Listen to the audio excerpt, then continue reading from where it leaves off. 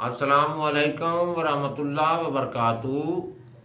दोस्तों, बुजुर्गों, भाइयों, हदीस नबी पाक दी सुनी मैं ते मेरा दिल करदा भी मैं अपने भाइयों नूं भी दस्सां इहदा सबाब उन्हां नूं भी मिले। आंदे न जेड़ा बंदा सुन के ते अल्लाह दी गल अगा नहीं दसदा वो आप भी खुद जुर्मदार हो जाता है। अल्लाह दा पैगाम देना चाहिदा है कि ये इलम इवें ही फैलदा है ते अगे फैलांदे आन। हुण असीं कोशिश घटा दित्ती है तां ही तां असीं खता खा रहे हैं। सानूं बहुत पिछे लै गए हैं, असीं हो गए हैं ते मुड़ तंगदस्ती च भी तां ही आए असीं। जे किसी नूं दस्सांगे तो पता लगसी साडे वर्गे नूं ही तां ही पता लगना भी अल्लाह पाक दा फरमाना है ते कोशिश करनी अगे गल साडी भी ये तुसीं पहुंचावणी। मेहरबानी उसी। मैं बई एक हदीस